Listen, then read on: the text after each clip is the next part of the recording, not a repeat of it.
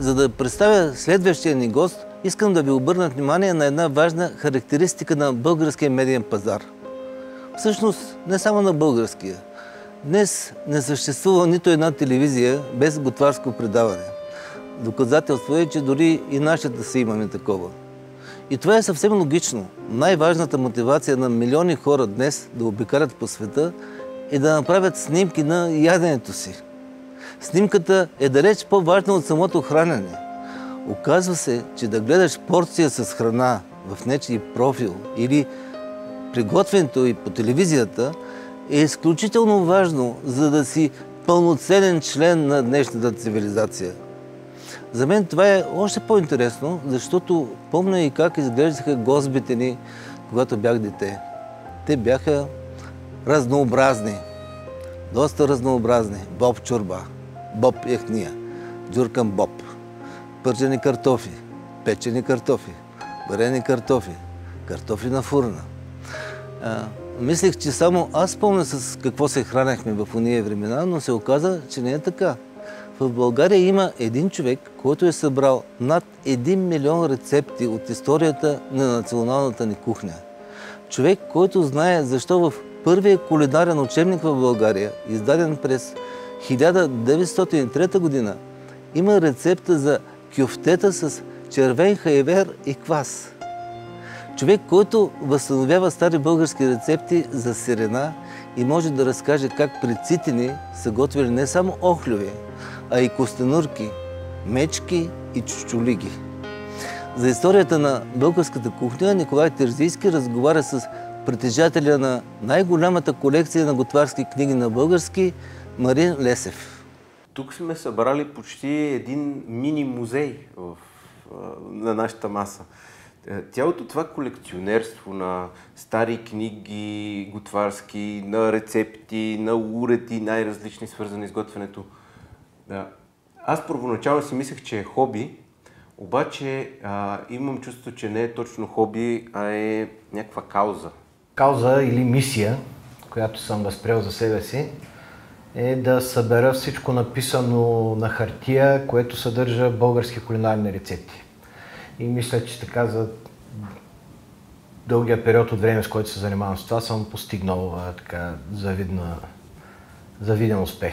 Колко години се случва това нещо? И тази година, през август, ще направя 30 години, откакто събирам и колекционирам. 2000 книги, 6500 списания, вестници, брошури, тетрадки, какво още? Кулинарни кутии, всякакъв вид календари с рецепти. Почти всичко, не почти, а всичко, което има написана българска рецепта и не само българска, някой път си позволявам изкушения с чужда литература.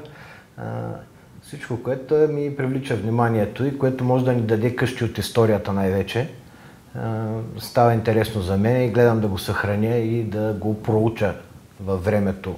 А и тази история е важна, защото тук виждаме историята на човека, на обикновения човек, който си събира, записва си рецептите, пише си различни неща към тях, различни версии на едни и същи и чрез поглеждането на тези книги виждаме всъщност как са живели българите.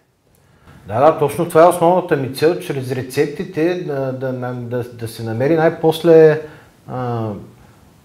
правилните рецепти, да ни покажат какво всъщност е българската кулинарна история, какво е българската кухня и да изследвам какви вариации, как се е развило едно ястие във времето, кога е изчезнало. Много пък напоследък стана така интересно да се пита кога е възникнало дадено ястие, което става по-интересен въпрос и така с книгите ни доста често успявам да кажа, нали, това ястие за пръв път е описано.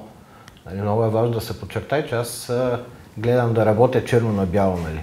Да кажа кога е описано в литературата или кога за пръв път съм го намерил в тетрадките, а не да си измисля, нали, да кажа, това няма проблеми, къде.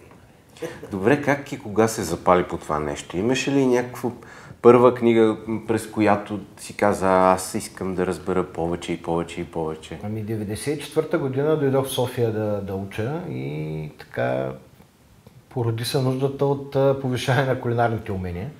Започнах да си купувам книги, така интересни, но съвременни.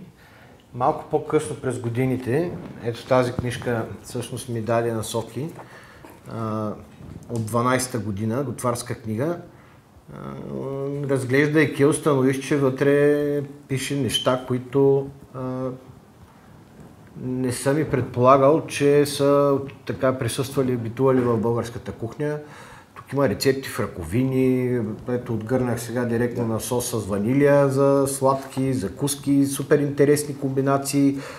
Има картинки на транжиране на агнета, телета, говеждо, което предимно е било храната на българския народ. Тук попадам на едно яйчно сирене, което може да се види. Изключително интересни рецепти. Тогава разбрах, че всъщност масовото схващане, че българина ял хляб и лук е доста погрешно. Доста богата кухня сме имали, доста сме кореспондирали с целия свят.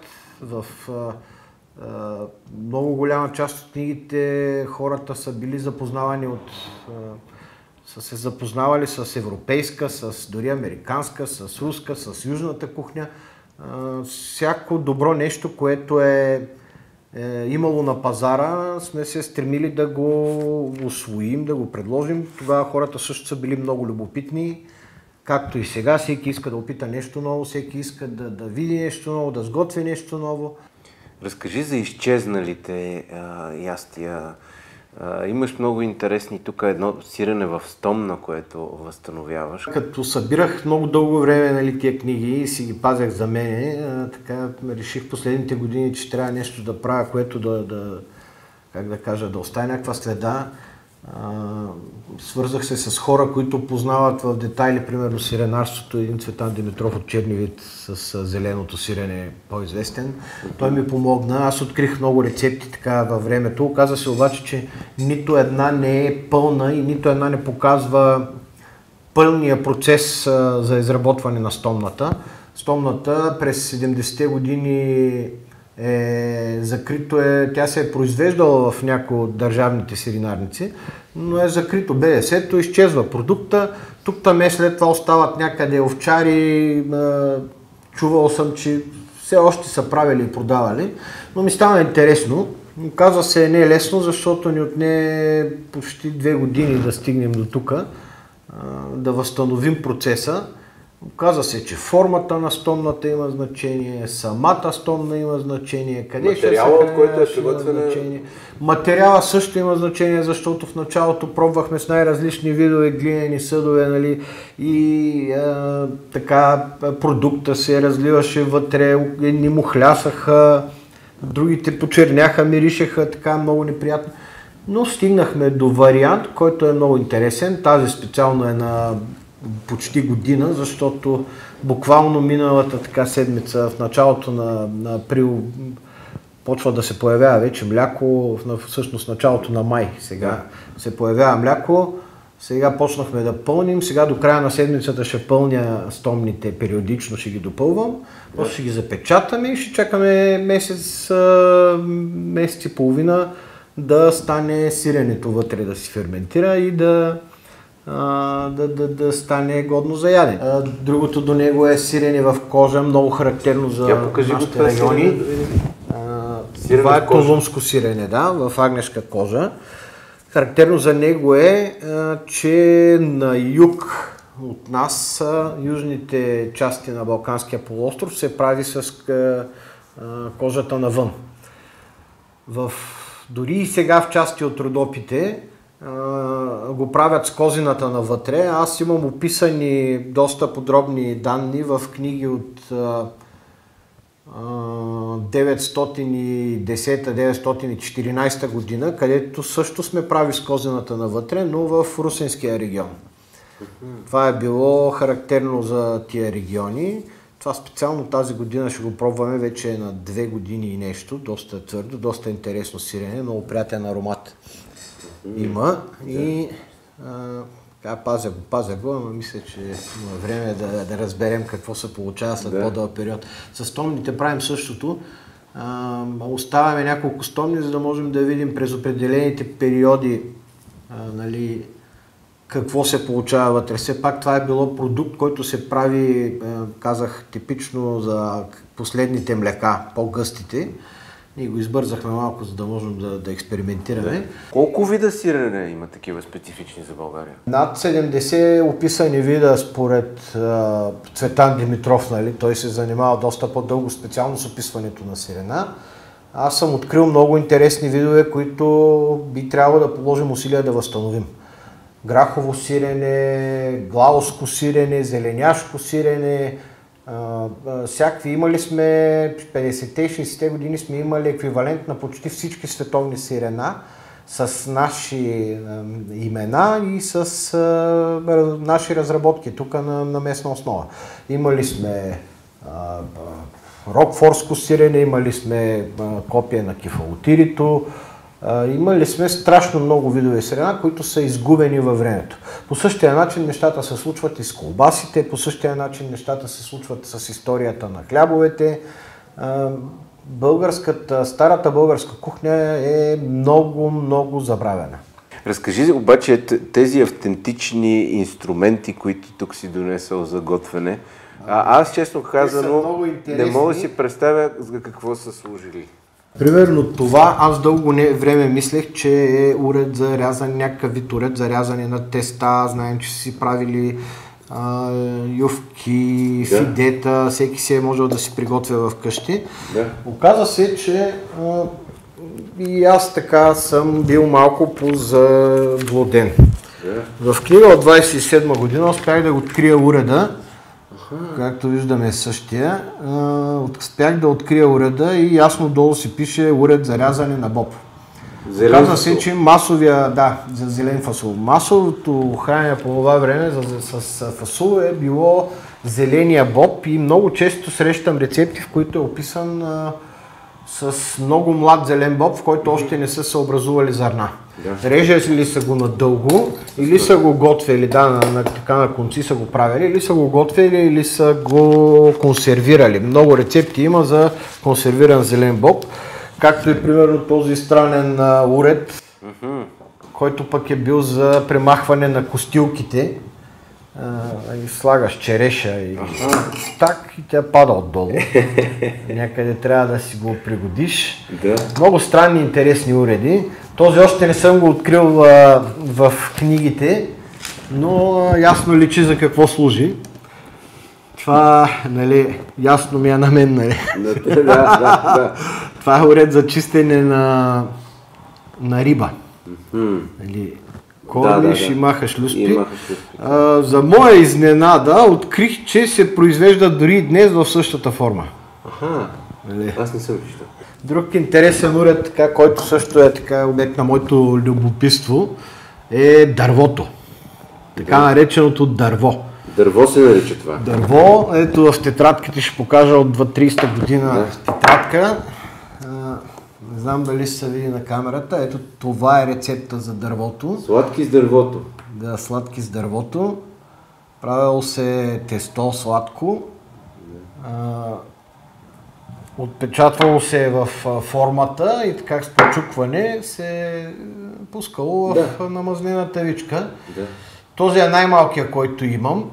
Да. Имам такива, които са обикновено плоски, от двете страни имат по 3-4 изрязани форми. Да. Имам и такива доста големи, които са 4-стенни. Можело е на 4 страни, има по 3 различни форми, значи 12 различни вида ядки. Те са замазвали цялата форма и като го тръснат, това си е падало. В днешно време подобни форми са останали само при хлябовете, нали, при просфорите и при някои видове такива. Може и да има все още да се произвеждат, но е техника, която е загубена през времето и ето това нещо, което видиш в момента, го е заменило. Да. Това вече е шприц от началото на миналия век.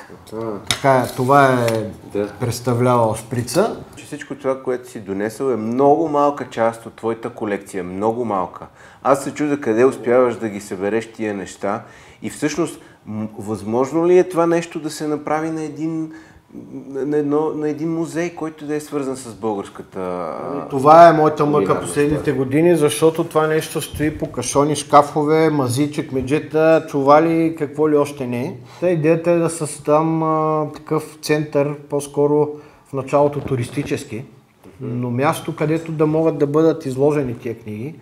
Направих вече изложби и видях интереса на хората към колекцията и като предмети, и като съдържание.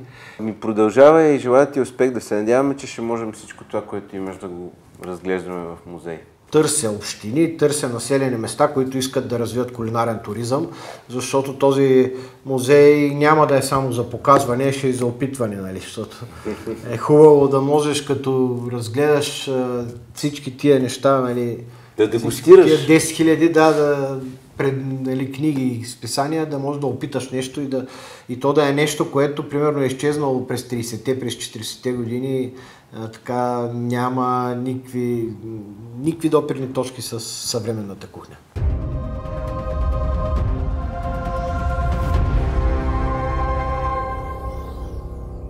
В постоянната ни рубрика те говорят: в природата не всичко е като в природата.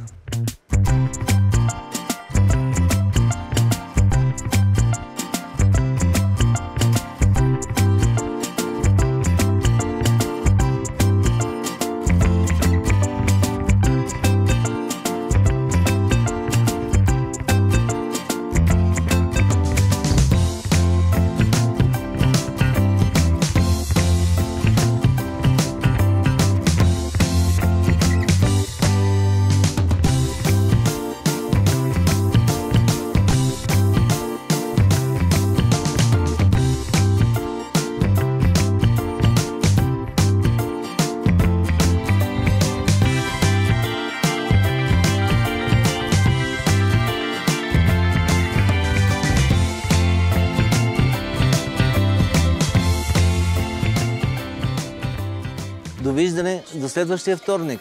Вечерта е ваша. Carpe diem. Живей сега!